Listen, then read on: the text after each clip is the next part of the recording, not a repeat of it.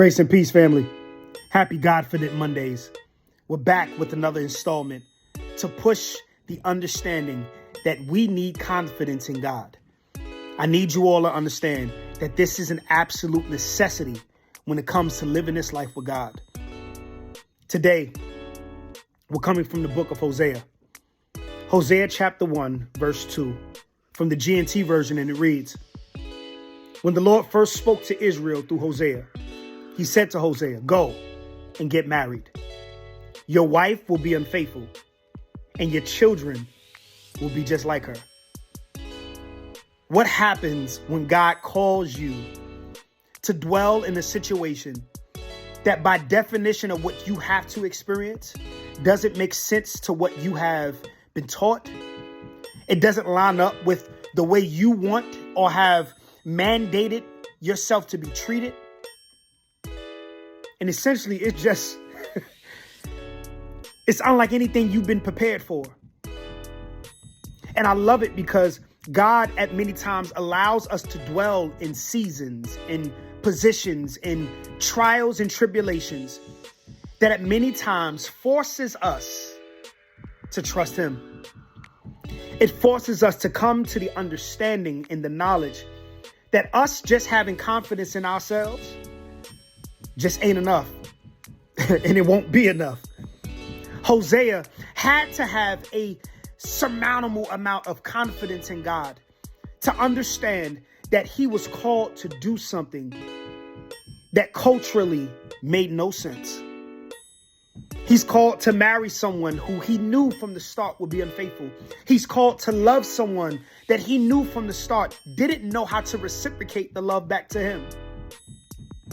And when you continue to read the book of Hosea, you'll come to chapter 3 where God pushed Hosea again.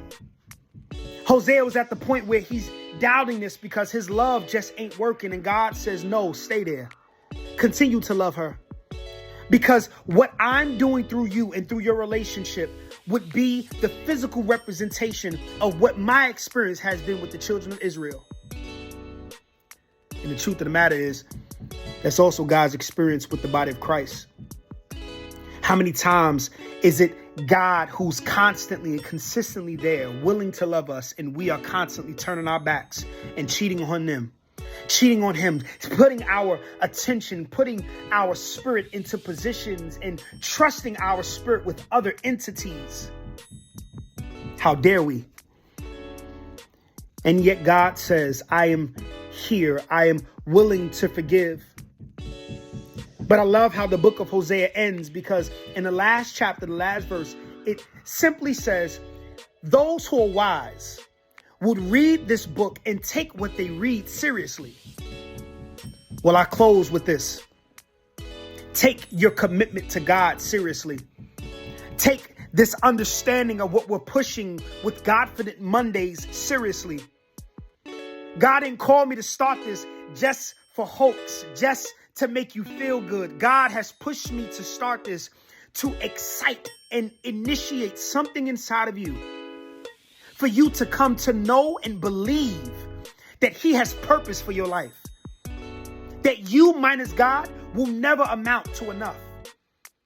He has not only called you to do something, but he has something in store for you that will be unlocked as the result of your consistency and your trust and your confidence in God.